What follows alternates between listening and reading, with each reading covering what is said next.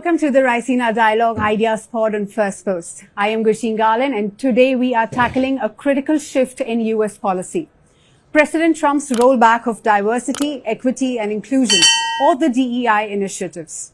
And joining me to discuss what impact will this have on internal discourse and America's global standing are James Carafano, Senior Counselor to the President at the Heritage Foundation, and Bonnie Glick, Adjunct Senior Fellow at the Foundation for Defense of Democracies. I welcome you both. Thank you for joining me on Firstpost. James, very quickly, I'll begin with you. After reclaiming the Oval Office on January 20, amongst many other policies, President Trump rolled back the DEI programs. And amongst a lot of backlash, there were concerns.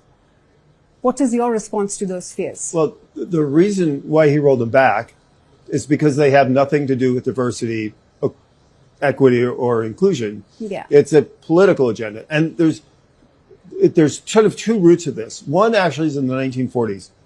And it started with the reemergence of the Democratic Party. And it was based on something called identity politics. So we all know you appeal to voters, but the Democrats, as a specific strategy, said we're going to appeal to specific demographics for a specific person. What can we deliver to you? This is essentially how they basically claimed ownership of the black African-American vote, really from the 1940s until today. Right. So that was always kind of a Democratic tradition, this idea of dividing people rather than uniting them by giving them an identity. What this political agenda layers on top of that, and which is actually a product of the Democratic Party, is a more, I think, a more sinister policy, which is based really on a Marxist-Leninist agenda, which is to create, to invert political power by creating victims and oppressors, and identifying the people that you want to support you as victims, and saying, we will give you something, we will give you power, because we're going to overthrow these terrible people. So from an American polity that was based on ideas of equality and opportunity, this is using a political agenda to gain political power. But in the process of doing that, not only is it doing that, it's destroying the foundation of traditional American and Western culture, and destroying the roots of equal opportunity, which is really the foundation of Western society. Where does this leave America on the global standing with the DEI policies rolled back? So where it's going to leave us in about a year is millions of people standing up and cheering, going, thank God America did this first, because now we can do it. Okay. Bonnie, with DEI rollbacks now extending beyond military and private sectors, they've also rolled back policies in the federal agencies. You've been closely associated with them. And as data says, where women make up to nearly 45% of their workforce. But now with the rollback, how do you see the structure of federal employment? It's a good question, if only just to clear up some of the misconceived notions about employment of women across the board in the United States, but specifically in the federal government. In the federal government, I think there's probably about a 50-50 split between men and women, maybe slightly heavier tilted toward women, including at very senior levels of government. I think the rollback of DEI initiatives will have absolutely nothing to do with how women are represented in roles in leadership in every level of government employment. Rather, as Jim was saying, the idea that the Democratic Party posited that DEI was designed to empower certain underrepresented communities is really quite false. And what it has actually done is disempowered nearly everyone other than an elite bureaucratic class of people within the federal government. I think that's true in industry as well. I think where the federal government begins, it ends up drifting toward private industry. This also is felt very strongly, very deeply at the academic level in the university systems, where for many, many years, privileges were offered to minority students who didn't necessarily meet base levels of academic standards for entry into the universities. What this ultimately did was lower the level of scholarship in universities across the United States while creating a false sense that there was something fair in the admissions process, when in fact it was fundamentally unfair. Right. During the administration, actually, of President Biden, this reached our Supreme Court in the United States in a case of Harvard University, probably considered the most elite school in the United States, where Harvard University was sued for artificially granting admission to minority students while discriminating against other students. In this case, particularly Asian students were discriminated against. And the Supreme Court ruled against Harvard University's admissions practices. And these affirmative action moves, they were called, were declared unconstitutional in the United States. So it's every level of government, not just President Trump, who has said no to DEI. It goes to our highest court in the land that recognizes the fundamental unfairness in a country that was built as a meritocracy. Right. DEI has actually been detrimental to the rights of women. And the poster child for this, of course, is women's sports, where men who want to identify as women are allowed to participate in women's sports. They win all the medals. They take away the opportunity. They take away scholarships. They take away the opportunity to play professionally from women. I think this is an example that where these are used as political agendas, where we're actually taking rights and privileges away from people in order to empower other people. That is not something that I think is healthy. And it's interesting because DEI has actually had very little play in India, which is a deeply multicultural society, maybe one of the most diverse societies on the earth. And yet there's a reason why it hasn't been embraced here. And the reason is, if you did it, all it would do is pit some people against others, which is the opposite of what Indian culture is trying to do, which is to create a space for the many. Narrowing down on privileges, Bonnie, I'd like to ask you, and James, I'll need your insights as well. The LGBTQ plus initiatives, if they are rolled back currently, there were $11.5 million invested for their gender change. There were a number of other big amount of money that was invested in other things as well. What do you have to say about that?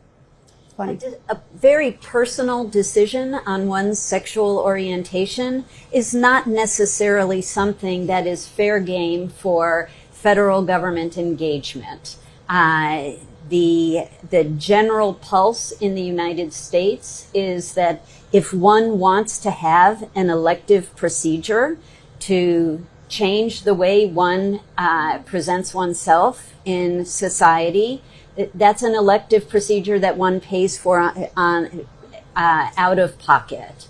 I think the biggest issue that came to the fore was children, underage children, who were being encouraged in some cases by their school teachers or their school counselors, and as young as elementary school students, being told that maybe the reason that you don't feel good for the last 3 days is because you, little girl, are really supposed to be a little boy, and you could take some kinds of medicines that would allow you to feel more like a little boy and become a little boy.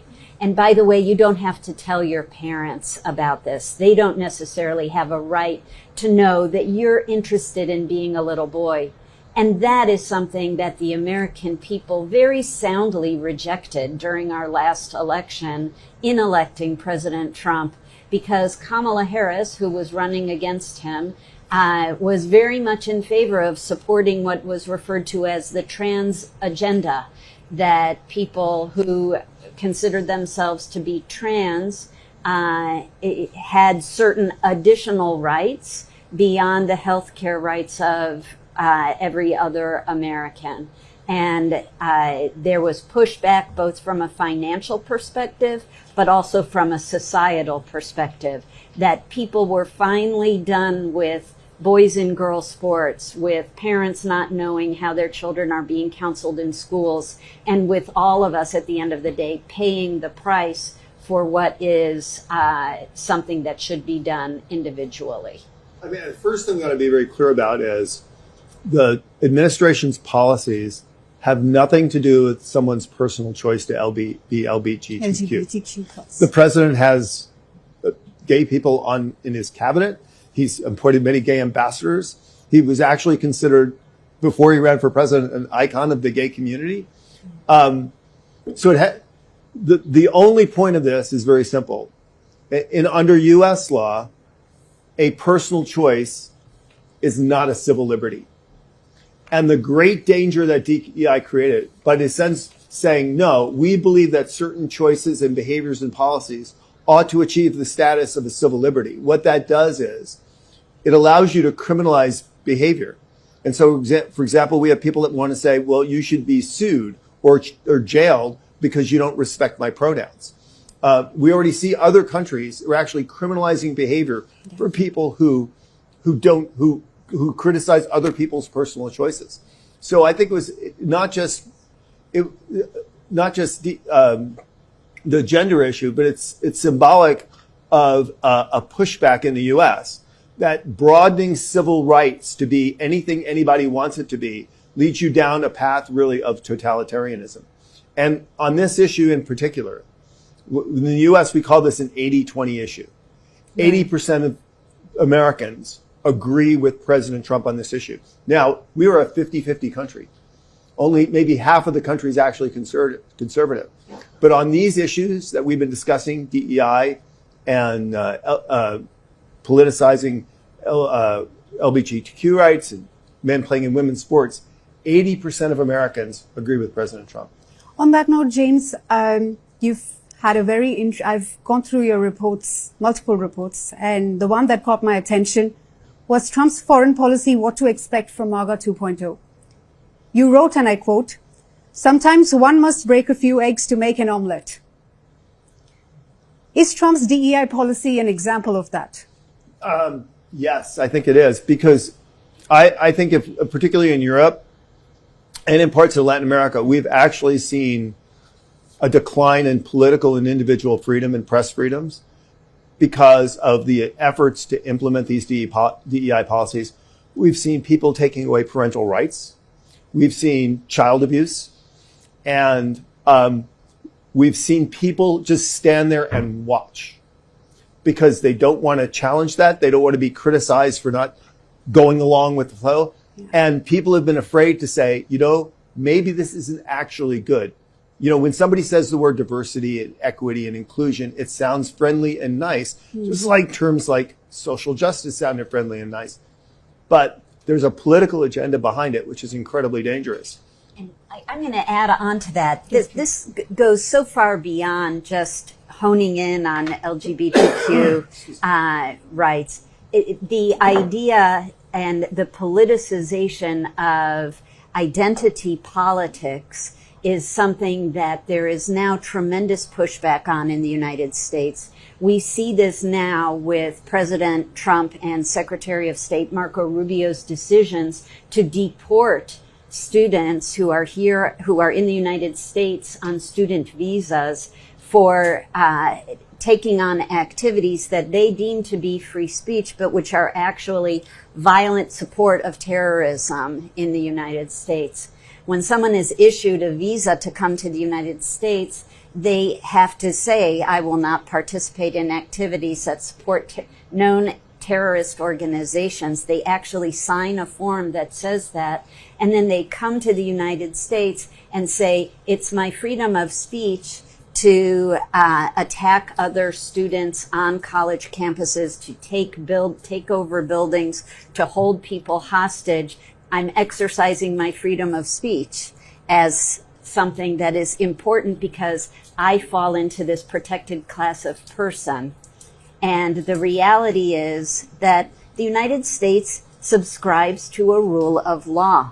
And when those laws are broken, there are consequences. For the last 4 years, there have been virtually no consequences for people who have broken our laws and based those activities on their protected class.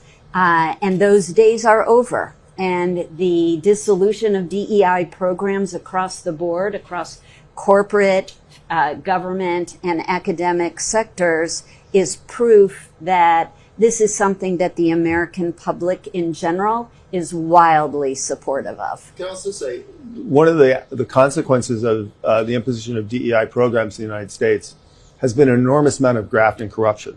So we've taken money under the name of these programs and we've given them to people who are political allies or to enrich our friends.